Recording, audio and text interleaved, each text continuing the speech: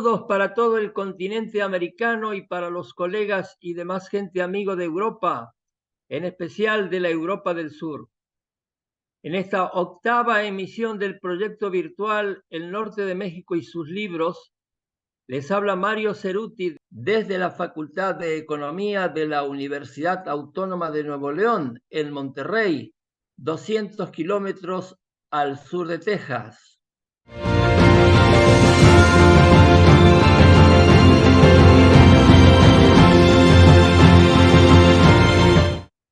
Iniciaremos este programa con la presentación del libro Une histoire mondiale des perles et des nacres, pêche, culture et commerce, publicado en París en el 2006.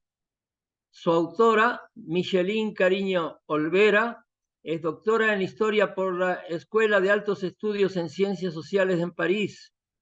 Integra el Sistema Nacional de Investigadores de México, profesora de la Universidad Autónoma de Baja California Sur.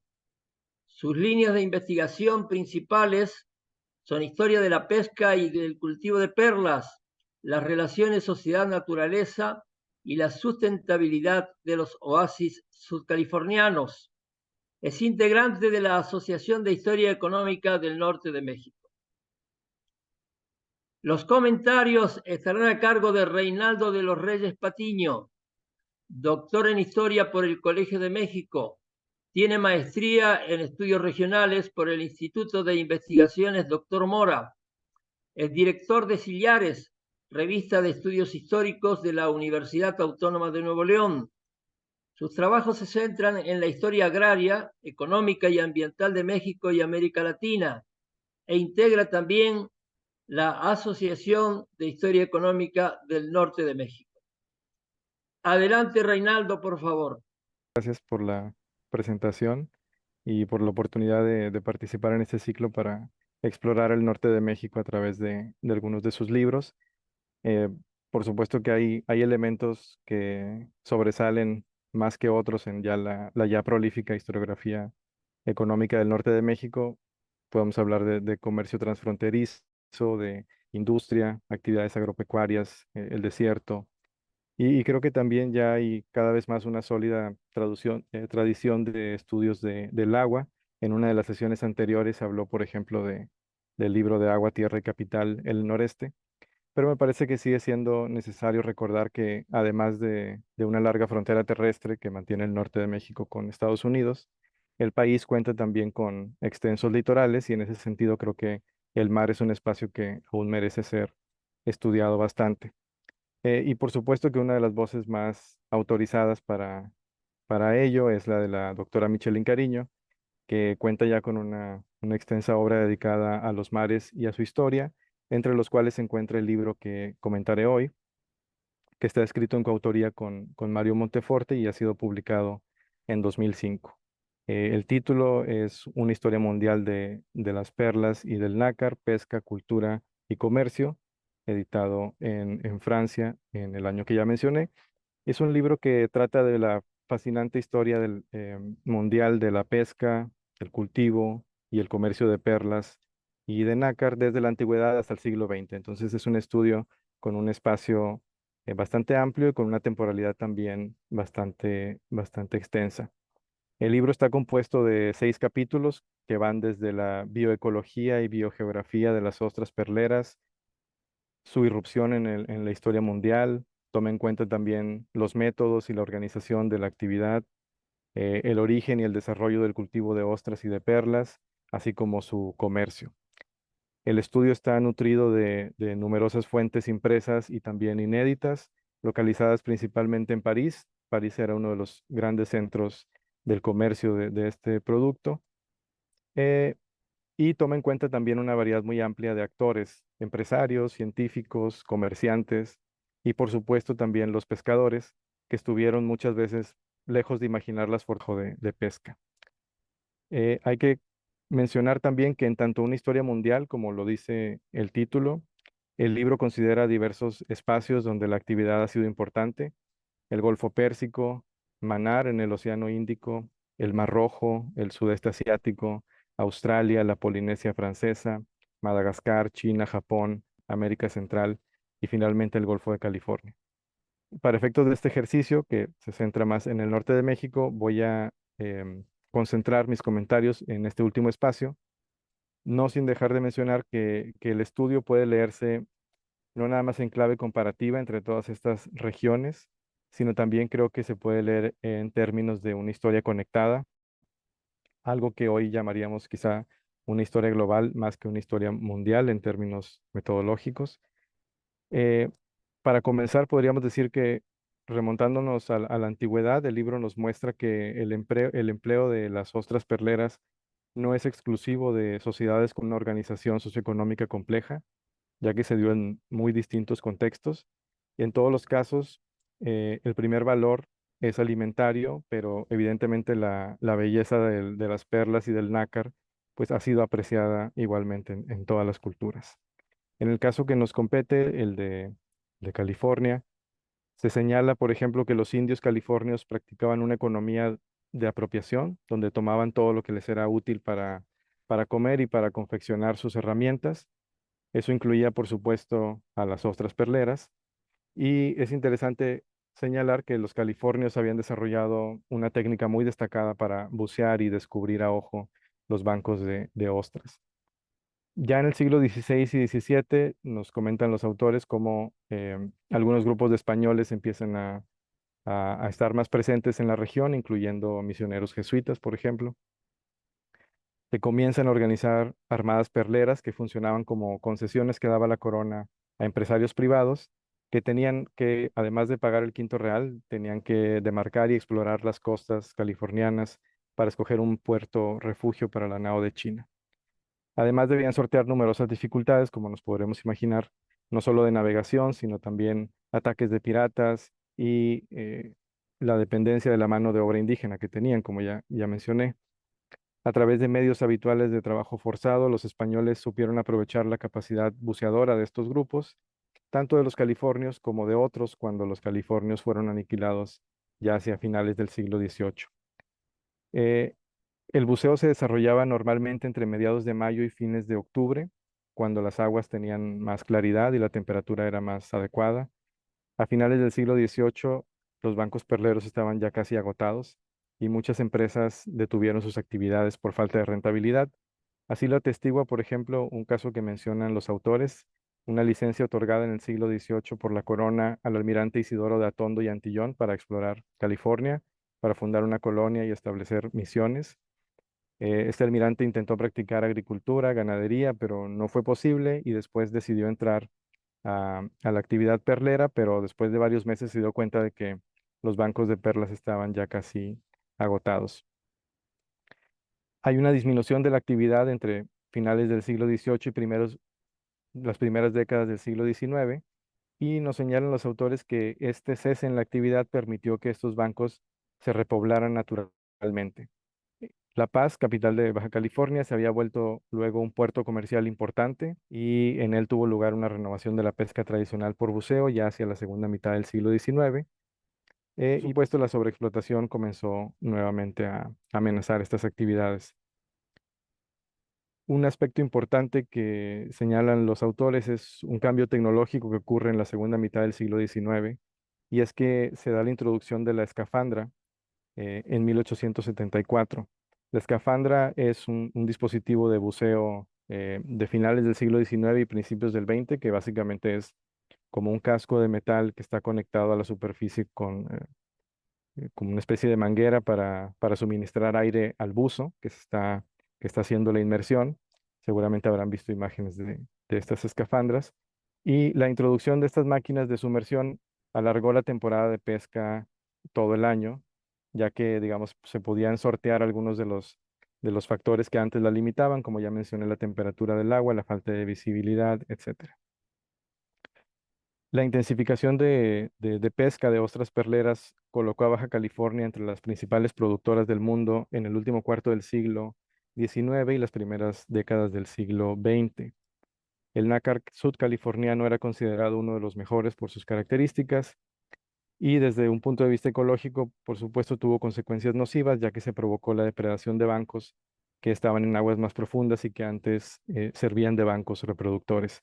Es decir, la introducción de la escafandra permitió intensificar la extracción de ostras perleras y una consecuencia quizás inesperada fue que acabaron con los bancos que servían de reproductores.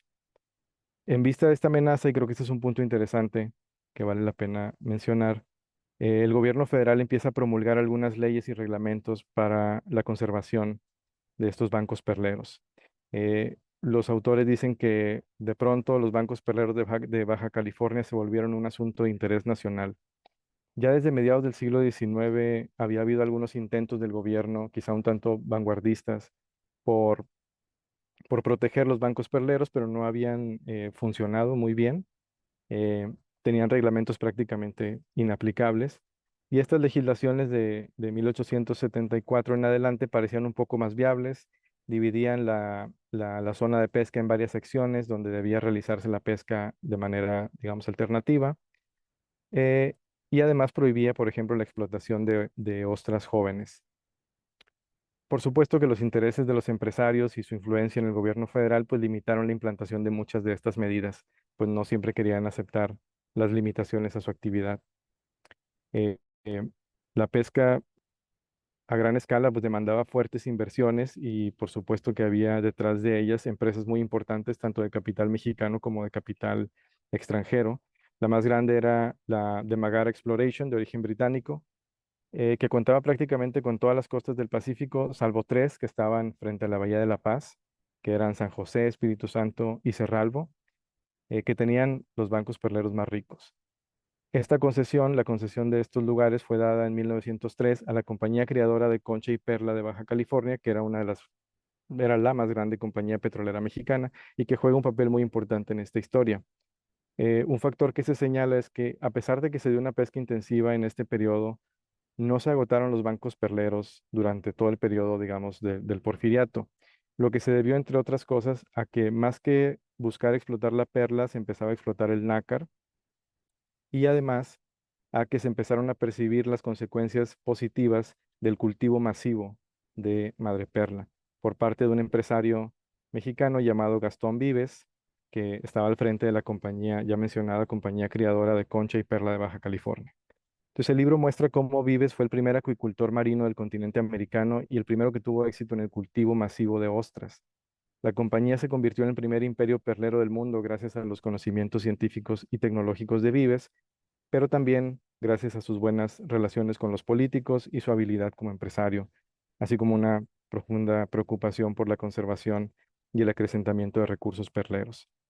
Vives había hecho estudios de bioquímica en París, siguió los métodos de cultivo de ostras comestibles y estar en Francia le permitió no solo aprender esto, las bases científicas de esto, digamos, sino también bucear con escafandra y también conocer los mecanismos del mercado mundial de nácar y de perlas. Como mencionan los autores, su papel no ha sido reconocido satisfactoriamente en la historia de la ciencia mexicana, aunque hay otros trabajos de la doctora Cariño que han abundado sobre el personaje. Aquí me vino a la mente y creo que valdría la pena trazar algunos paralelismos con la figura de Miguel Ángel de Quevedo, otro personaje científico importante, también educado en Francia, que promovió la conservación de los bosques al mismo tiempo prácticamente que lo hacía Vives con los mares. Entonces me pareció un paralelismo muy interesante, solo que a diferencia de Quevedo, que sí pudo sortear la Revolución Mexicana, digamos, de manera más satisfactoria, Vives no tuvo tanta suerte y su empresa fue destruida por algunos grupos revolucionarios que prácticamente destruyeron la empresa y también robaron buena parte de las perlas y de los objetos de valor del empresario. Así, luego de que terminara el contrato con la Mangara en 1912 y que la compañía de Vives fuera destruida por fuerzas revolucionarias, se puede decir que la pesca de ostras perleras tuvo una nueva fase, quizá una fase un tanto más anárquica. Ahí participaron armadas de todos los tamaños, empleando métodos tradicionales y métodos modernos. Tanto la sobreexplotación como la ausencia de cultivo tuvieron como consecuencia el agotamiento de bancos perleros mexicanos hacia finales de la década de 1930. La degradación de bancos no permitió soportar los problemas de una epizotia que vino en 1938-39 y trajo consigo una alta mortalidad. Esto me parece también muy muy importante de señalar. La tradición popular decía que la muerte de las ostras se debía a un sabotaje de los japoneses, que supuestamente habían envenenado el agua, pero otra explicación más verosímil que ofrecen los autores es que más bien los cambios de salinidad, de temperatura, de oxígeno y de nutrimentos del Golfo de California debido a la construcción de presas disminuyó el aporte de agua dulce al río Colorado. Y creo que ahí es una manera en que se conecta muy bien esta cuestión de la pesca de ostras con todos los desarrollos que se estaban dando en términos de agricultura en el noroeste de México y el suroeste de Estados Unidos también. Es también posible que un fenómeno del Niño y o una marea roja haya provocado cambio en temperaturas y en la composición bioquímica del agua. Eso también debió afectar a otras especies, pero evidentemente las consecuencias fueron más evidentes en las ostras por su importancia comercial y por la ya muy avanzada devastación que tenían los bancos desde algunas décadas atrás. Además, cuando la epizodia de conchas en el Pacífico apareció, el mercado perlero estaba ya sufriendo un verdadero cambio, básicamente debido a la irrupción de perlas cultivadas principalmente por los japoneses. En todas las regiones perleras del mundo, la década de 1940 y 50 marcó el agotamiento de la pesca de ostras y de perlas, y desde entonces se trata más bien de una actividad marginal debido, entre otras cosas, a la sustitución de nácar por acrílicos y a la difusión y aceptación del mercado de estas perlas cultivadas. Esto no exime el peligro sobre los bancos perleros. Aún existe un fuerte riesgo sobre ellos debido a la contaminación de aguas marinas provocada por derrames petroleros, fertilizantes, lluvias ácidas, detergentes, etc. La explotación de recursos costeros se ha visto afectada también por la urbanización, la construcción de infraestructuras turísticas, la piscicultura, etc. Aquí preguntaría también a la autora, en este caso, ¿qué papel habría jugado esta industria en lo que hoy llamamos, o lo que usted llama, por ejemplo, el antropoceno azul? Como lo muestra el libro, finalmente, vale decir que es importante tener un acercamiento verdaderamente interdisciplinario. Es una cuestión que puede analizarse desde muchos ángulos y en este caso, aunque se privilegia lo ambiental, hay también aspectos científicos, tecnológicos, económicos y sociales bien señalados. En suma, no me queda más que invitar a la lectura de este libro, así como de otros muchos textos que ha publicado la doctora Cariño y el doctor Monteforte también, incluyendo, por ejemplo, un artículo que condensa buena parte de los resultados de esta investigación y de este libro que se llama De la sobreexplotación a la sustentabilidad, nácar y perlas en la historia mundial. Pues, sin más, agradezco nuevamente la oportunidad de comentar el trabajo y quedo atento a los comentarios de la doctora Cariño. Gracias, Reinaldo. Ahora le dejamos la palabra a Michelin por si quiere ampliar sus comentarios o hacer algún tipo de intercambio. Adelante, Michelin, por favor. Quisiera yo agradecer la invitación a este espacio tan interesante y tan útil de divulgación de la historia del norte de México. Y sobre todo también quisiera agradecer a Reinaldo su interés por esta obra. Efectivamente es un libro escrito y publicado en francés por la editorial Harmattan, que no se ha traducido ni al español ni al inglés, entonces pues eso es digamos, una limitante tal vez para su lectura y su difusión, aunque efectivamente, gracias por mencionar también el artículo que lo sintetiza, ¿no? Creo que comprendiste prácticamente todo, comprender en el sentido de aprender, ¿no? Todo el contexto de larga duración del uso y del cambio de percepción del nácar y de las perlas desde la época prehispánica hasta la actualidad. Y efectivamente, o sea, el mundo de las perlas en el Golfo de California, a pesar de que marcó realmente la mayor parte, ha marcado realmente la mayor parte de su historia, se encuentra muy olvidado. O sea, como que a todo mundo esta especie de presentismo, ¿no? O sea, lo ven como un mar turístico solamente, o eventualmente como un mar de pesca de peces o de camarones, pero a todos se les olvida que su primera y gran rol en la historia no solamente del norte de México, sino de todo el país, pues fue ¿no? El de la extracción de nácar y de perlas. Y bueno, me llama también mucho la atención y felicito la vinculación que haces entre la explotación agrícola, especialmente la explotación agrícola que ya sea interrumpe el flujo del agua dulce hacia el mar o bien también aporta una serie de contaminantes que vienen a agregarse a toda esta historia de sobreexplotación, que además vienen a sumarse a pues, las condiciones ambientales ahora cada vez más graves por el calentamiento global. Y esto perfectamente, este final me gustó muchísimo de tu presentación, pues engloba este antropoceno azul en relación con del cual, digamos, la extracción de nácar y de perlas fue una de sus primeras enfrentamientos, ¿no? En el siglo XIX hubo otra especie también muy explotada y también muy explotada en el norte de nuestro país, pero ya no en el Golfo, sino en el Pacífico, que fueron las ballenas, especialmente la ballena gris, que es una especie que viene a parearse y a reproducirse en las lagunas del Pacífico mexicano en la península de Baja California. Hay un autor que me parece sumamente interesante, que no es historiador, él es, pues yo creo que biólogo, ecólogo marino, que se llama Didier Gasquel, francés, que trabaja en la Universidad de Rennes, que ha hecho una historia maravillosa, así, una historia global de la explotación de los mares del mundo, de los océanos del mundo. Y él cuenta que fue efectivamente en el mar donde por primera vez el ser humano, los hombres, se topan con los límites de la biosfera, ¿no? Entonces tendemos a explotar nuestro planeta desde el siglo XV, desde el origen del capitalismo, con más acentuación y con una aceleración bestial a partir de la gran aceleración desde 1950 a la fecha, una explotación impresionante sobre todos los recursos del planeta.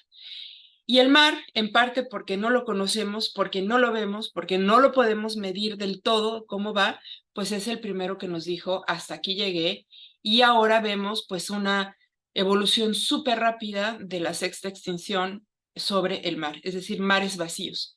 El nácar y las perlas, como bien lo muestras, fue uno de los primeros atisbos de que esto podía suceder y de las consecuencias que eso podía suceder, ¿no?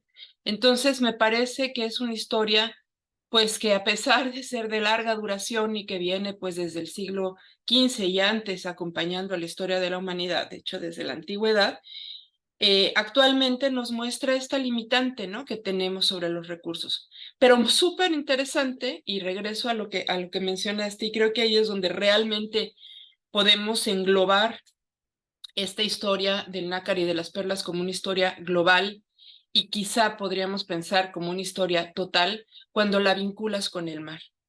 Digo, con la tierra, perdón. Y esto es que podemos perfectamente hacer una comparación y un análisis de la Revolución Azul y de la Revolución Verde.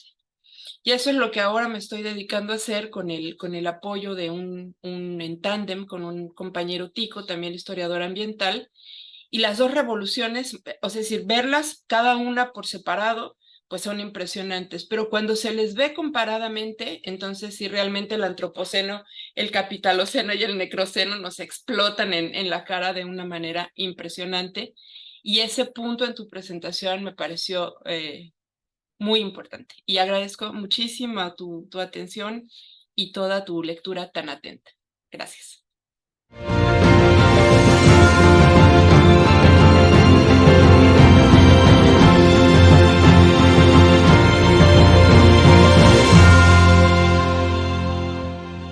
Continuamos y me presento. Soy la doctora Adela Díaz Meléndez, la directora de la organización Semilla Azul, y me permito mencionar que la segunda obra por comentar del norte de México y sus libros es La Banca Regional en México, 1870-1930, publicado en el 2003. Sus coordinadores fueron Mario Ceruti, coordinador de estas emisiones, y Carlos Marichal. Mario Ceruti es doctor en Ciencias Sociales por la Universidad de Utrecht en Países Bajos, miembro del Sistema Nacional de Investigadores de México, miembro fundador de la Asociación de Historia Económica del Norte de México investigador y catedrático en la Universidad Autónoma de Nuevo León, y sus líneas de investigación incluyen la historia económica y las actividades empresariales. Gracias, doctora. La comentarista es Araceli Almaraz Alvarado, doctora en Ciencias Sociales por CIESAS Occidente, investigadora del Colegio de la Frontera Norte, sede Tijuana, integrante del Sistema Nacional de Investigadores de México, secretaria ejecutiva de la Asociación de Historia Económica del Norte en el 2010 al 2011, corresponsal en Tijuana de la Academia Mexicana de la Historia y coordinadora en México del Grupo Iberoamericano de Estudios Empresariales e Historia Económica. Adelante, Araceli, por favor. Hola, muy buenas tardes. El día de hoy vamos a presentar un importante libro que lleva por nombre La Banca Regional en México, 1870-1930, cuyos compiladores son el doctor Mario Cerutti y Carlos Marichal. Este es el libro para quienes deseen identificarlo, pues esta es su portada. Este libro fue editado en 2003 por el Colegio de México y el Fondo de Cultura Económica. Y desde mi punto de vista es un libro relevante, ya que presenta un gran avance en los estudios sobre la banca regional en México. Y remarco regional porque finalmente el entender cómo se van configurando los sistemas en distintas regiones a partir de dinámicas que son productivas, pero cuyo eje central va a ser la disposición de crédito, me parece que es algo muy importante de reconocer en esta obra. Los compiladores tuvieron justo este gran acierto de organizar un espacio de reflexión sobre investigaciones que fueron ahondando cada vez más en no solamente la configuración de un sistema bancario a nivel regional, sino sobre todo ir hilando el peso de la banca con el desarrollo productivo. En ese sentido, yo quiero iniciar recomendando esta publicación, su relectura para quienes ya la llevaron a cabo o su lectura por primera vez para quienes están interesados en dos grandes líneas. La primera línea que tiene que ver con el estudio de la banca a nivel nacional, en la banca de México, y que va a permitir entender cómo en un país como el nuestro se van a empezar a desarrollar distintos sistemas bancarios, pero sobre todo, y a mí esto es lo que me parece que es fundamental recalcar en este libro, es que esa introducción no es una introducción cualquiera, es realmente un capítulo introductorio que nos permite precisamente ubicar de manera comparada lo que sucedió en otros países y en distintas etapas, algunas similares a la nuestra, otras un poquito más alejadas. Es una introducción que nos permite justamente hacer comparaciones entre sistemas bancarios, los principales objetivos, lo que se estaba viviendo en estos países, pero sobre todo el despliegue de las economías a partir de la creación de bancos o sucursales en Estados Unidos, en España, en Inglaterra. Creo que esta parte introductoria justamente nos deja ver cómo se van configurando los distintos sistemas y cómo se va haciendo cada vez más presente e importante el desarrollo de una banca fuerte que va a detonar las economías a nivel no solamente regional, sino a nivel país. Y bueno, el ejemplo de una dinámica sorprendente, pues va a ser sin duda la de Estados Unidos. En ese sentido, vuelvo a insistir, es una introducción que más que hacerla de un espacio para referir a los contenidos del libro, es un estudio que nos permite reflexionar sobre la banca en México a la luz de lo que sucedió también en otros países. Ahora, ya en lo que refiere a los aportes de los distintos capítulos, bueno, pues tenemos sin duda un libro que nos va a permitir, como decía yo al inicio, una mirada muy completa de los sistemas bancarios en Sinaloa, en La Laguna, en el Estado de México, en Durango, en Guadalajara, y finalmente en lo que ha sido el crecimiento de la banca local y de emisión en México para el periodo 1897-1910. Sin embargo, yo sí quiero resaltar el papel de tres sistemas bancarios y, por tanto, los aportes de tres colegas. Empezando por el caso de Gustavo Aguilar Aguilar, quien es un investigador que sin duda ha hecho aportes interesantes, no solamente al desarrollo de la banca regional en Sinaloa, sino sobre todo al estudio de las familias empresarias y al desenvolvimiento de un sector importantísimo como es el agroindustrial. En ese sentido, justamente Gustavo Aguilar va presentando el desarrollo de un sistema bancario en esta entidad a partir de 1889 y hasta entrado el siglo XX, 1926 para ser más específica, pero sobre todo haciendo énfasis en los procesos de sobrevivencia, así como analizamos también la sobrevivencia de las empresas, tanto familiares como no familiares. Justamente los bancos también están ajustándose en distintas etapas a una manera específica de sobrevivir a partir de los créditos, a partir del sistema que se va configurando a nivel regional.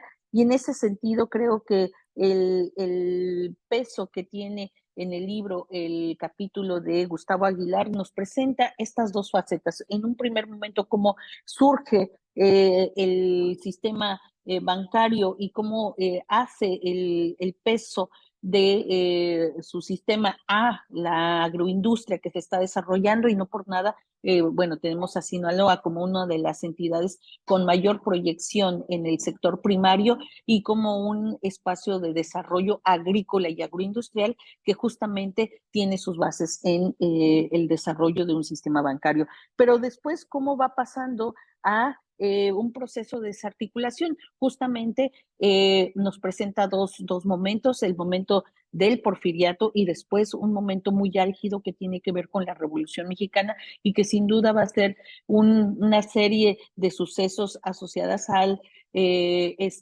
este espacio de confrontación, lo que va a terminar por desarticular en gran parte lo que se había alcanzado hasta 1910, 12. Todas estas familias que habían sido de alguna manera protegidas por el porfiriato y que habían hecho posible la configuración de un sistema bancario fuerte, finalmente van a tener un espacio en el que van a tener que rearticularse y rearmarse. Sin duda, los aportes de Gustavo Aguilar van a dejar presente justamente el peso de estas familias en el desarrollo de esta banca regional. Otro espacio muy importante y que vuelvo a insistir tiene que ver también con el desarrollo no de una industria ligera o industria pesada, va a ser el de la laguna. En este caso también Mario Cerruti no solamente analiza el desenvolvimiento de un sistema bancario, sino lo liga también al curso que van a seguir sus empresas y sobre todo sus empresarios. Ese capítulo también en el que nos permite asimilar cómo la banca va acompañando a propietarios, agricultores, industriales, sí, pero muy cercanos al desarrollo del sector primario y por supuesto a comerciantes. Es un capítulo que incluso inicia de 1870 y termina justamente en 1910 antes de que se produzcan una serie de sucesos que también seguramente minan la configuración que se había alcanzado. En este caso, el doctor Cerruti hace alusión a la constitución del Banco Refaccionario de La Laguna, que sin duda va a significar una referencia para acelerar justamente los procesos de desarrollo a nivel agrícola. Esto creo que también son dos puntos en coincidencia de ambos estudios. Estamos hablando de bancos refaccionarios, estamos hablando de bancos que están apostándole al desenvolvimiento de un sector tan complicado como es el primario. Relativamente se piensa que el sector primario tiene una estructura organizacional menos compleja como lo que se podría tener en la gran industria. Sin embargo, creo que parte de los aportes de estos dos capítulos, pero también de lo que ha sido los aportes de los estudiosos del norte de México, se alinean con esta visión de la gran incertidumbre que tienen las actividades agrícolas y más si se depende justamente para dinamizar la economía del desarrollo agrícola y agroindustrial. En ese sentido, los bancos refaccionarios van a jugar un papel de vital importancia y van a ser definitivamente la pieza angular para poder echar a andar estos sistemas de organización agrícola que en su base pues van a requerir este crédito refaccionario. No solamente es una banca que permita tener liquidez y pagar créditos en ciertos periodos, sino una banca que fortalezca realmente las actividades primarias. En ese sentido, los capitales que se van a conjugar en la laguna también van a tener otra característica que ligan a grupos tanto de la región como grupos que están en el extranjero. Y eso creo que también hace un espacio o hace los espacios del norte también ser comparados y diferenciados con otros sistemas, tanto agrícolas como bancarios, por esta fuerte relación que se tiene con estos grupos que están apostándole también al desarrollo de empresas nacientes en otros países, en este caso como México. Esa frontera con Estados Unidos, esas relaciones con los mercados estadounidenses, de una u otra manera van a fijar también las condiciones para que los bancos o bancos como el de La Laguna se pueda tener como referencia en lo que es la historia del crédito y la banca regional en México. Sin estos bancos regionales, sin la dinámica que produjeron estos bancos regionales, es imposible pensar el desenvolvimiento agroindustrial y romper justamente con esos esquemas que muchas veces se encuentran más asociados a la dinámica de una banca netamente comercial o en términos de la organización productiva a un desarrollo que está basado específicamente en industrias. No lo es así y creo que este es un punto importante. Y por otro, vuelvo a insistir en las familias y en el curso del empresariado regional. Ambos autores están llevando sus discusiones a una forma de pensamiento en el que la banca y la familia, la banca y los empresarios, el empresariado como un ente que se configura a nivel regional van a tener un peso. El otro banco del norte está asociado a un espacio un poquito diferente a estos dos primeros. Lo trata la doctora María Guadalupe Rodríguez López. Ella trata el caso de los bancos o la banca en Durango y más que nada ella se centra en esos grupos que están dominando también del espacio de Durango a partir de pues grandes oligarquías y cómo van a determinar justamente el peso y el desenvolvimiento de la banca también en esta región. No sé si podamos intercambiar algunos puntos de vista con uno de los autores que se encuentra, bueno, más bien uno de los compiladores y autores que se encuentra, porque realmente creo que es importante que nos comente Mario Ceruti cómo fue que empezó a perfilarse esta idea de estudiar la banca regional para el caso mexicano y qué es lo que hace falta, porque sin duda este aporte se dio a principios de la década pasada, pero seguramente tendremos otros aportes que han llegado con el curso de este libro y que quizás sea importante valorar a la luz de pues esta importancia que van a tener los bancos regionales, muchas o la mayoría de las veces no necesariamente ligados a la dinámica de 1925 cuando se establece el Banco Nacional de México o bancos para el desarrollo agrícola, sino también a la banca que pues está iniciando un proceso de consolidación, sobre todo en la parte del porfiriato y luego en la primera década del siglo XX. No sé si nos puede comentar algo al respecto, doctor Ceruti. Varias cosas para intercambiar de manera breve contigo y contribuir a una mayor información luego de la síntesis tuya. En realidad, en esos años empieza a desarrollarse mucho los estudios de la banca, lo menciona mucho Carlos Marichal en sus trabajos, y de ahí en adelante hacia hoy se han publicado una gran cantidad de trabajos. Yo creo que fue un inicio en ese sentido muy fértil. Ahora, respecto a los contenidos, hay un punto que un poco se te ha pasado y quisiera que lo recuerdes, la importancia del crédito prebancario. ¿De dónde surgen los que van a ser accionistas de estos bancos?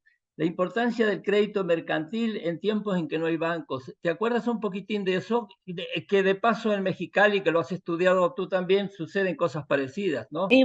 Sitúas este punto sobre la mesa donde aparecen otros entes que no están propiamente asociados a una banca específica, pues nos encontramos empresas, encontramos casas comerciales que ellas mismas están siendo parte de esta configuración del desarrollo económico regional por una simple necesidad de refaccionarse, por esa simple necesidad de los sistemas productivos a nivel regional, y ustedes lo marcan muy bien. Hay una serie de agentes comerciales que van a hacerla de esos espacios que posibilitan el flujo de recursos para que se pueda llevar a cabo esta dinámica regional. Y no va a ser raro en ninguno de los espacios del norte, como suponemos que no es raro que esto suceda en el resto del país.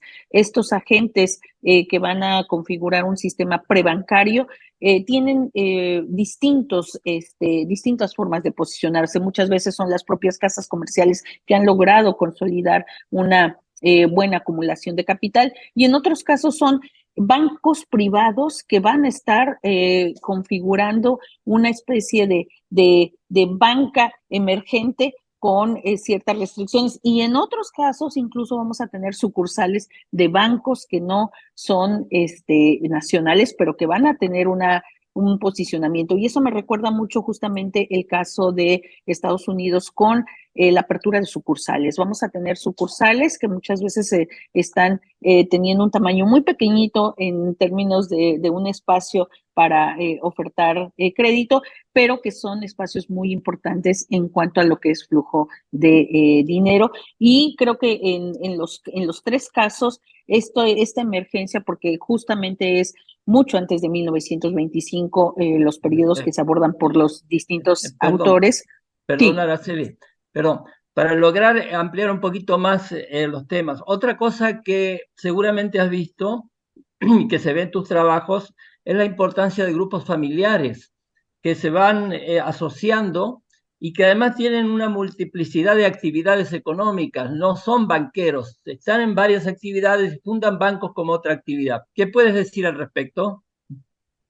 Sí, el caso del el capítulo de nuestro colega Gustavo Aguilar creo que da cuenta, y el tuyo también perfectamente. Finalmente son las familias, y por eso yo hacía mucho énfasis en que estos primeros momentos del surgimiento de la banca regional pues van a tener asociados, y esos asociados son estos grupos familiares, algunos familiares o grupos de empresarios a nivel regional fuertes que van a ser parte de esos propios consejos de administración de la banca regional. Están preocupados por que la dinámica se sostenga y se van a convertir en accionistas de los distintos bancos a nivel regional, y por supuesto ahí vemos apellidos, nombres de familias que están incrustadas en la dinámica de la región y que van a tener una participación fuerte en los distintos bancos que se van a conformar. Sí, hay familias muy ilustres, ¿no? Los Madero, los Cloutier, y que todavía están girando los Sada o Garza en Monterrey, etcétera. Ahora, tú empezaste, cuando hablaste de la introducción, de que hay una conexión muy fuerte, y es cierto, para que lo amplíes un poquito, entre esta actividad bancaria y el desarrollo regional. Es muy claro porque los fundadores y principales accionistas son productores locales, de manera que están interesados en ese sentido. ¿Qué te parece al respecto? ¿Qué puedes comentar? No, definitivamente creo que la aparición de estos agentes, y yo creo que ahí, si algo marca este libro cuando va la introducción desarrollando la conformación de la banca en los distintos países, nos va dejando claro que hay oficinas bancarias, que hay agentes, pero creo que incluso en México todavía tendríamos que dar un salto más porque tendríamos que enfocar de manera muy clara en lo que distingue a cada una de las regiones por el papel de estos agentes, muchas veces incluso agentes aduanales, muchos de ellos agentes comerciales que se autodenominan agentes comerciales y que están justamente prestando dinero o están haciendo un soporte para el desarrollo de las actividades. Y recuerdo perfectamente empresas que van a jugar este papel de prestamistas o también empresas puente que van a ser parte de este sistema bancario a partir de la negociación del crédito para refaccionar a los agentes productivos, pero que en garantía ellos van a dejar ahora sí que su nombre. Entonces, estamos teniendo en esta emergencia de la banca regional en los distintos espacios que se tratan en el libro, distintas maneras de dar soporte a la actividad productiva, pero todas ellas con un solo objetivo, que es dinamizar el desarrollo y sobre todo aquí vuelvo a enfatizar agrícola e industrial o agroindustrial si se mira de manera conjunta. Y esto es muy importante porque su papel justamente está enfocado en dar soporte a esos aparceros, a esas personas que no tienen manera de tener una acumulación constante. Entonces ellos requieren tener una acumulación y entonces ahí se va a dar un soporte para que toda esta gente que está en el trabajo agrícola lo pueda desarrollar a cabo. Sin duda, las bases de un sistema que no tiene que ver con la banca nacional, pues la va a desarrollar Sinaloa, como lo muestra Gustavo Aguilar. La participación de las asociaciones agrícolas va a ser fundamental y creo que eso se evidencia desde estos primeros años con lo que nos muestra en su trabajo. Bueno, yo creo que eso, ya para cerrar, es lo que más trata de mostrar el libro, ¿no? En la introducción se insiste mucho en que eso no solo sucede en el caso del norte, sino también en espacios como Puebla, Yucatán, etcétera. Y parece que, como decías tú al principio, un fenómeno generalizado. Te agradezco mucho, Araceli, el comentario y acá vamos cerrando para dar paso a otra intervención. Muchas gracias. Muchas gracias a los colegas que nos acompañaron en esta emisión del Norte de México y sus libros, y a quienes tuvieron la oportunidad de verla en diferentes latitudes del continente americano y de Europa del Sur. Hasta pronto.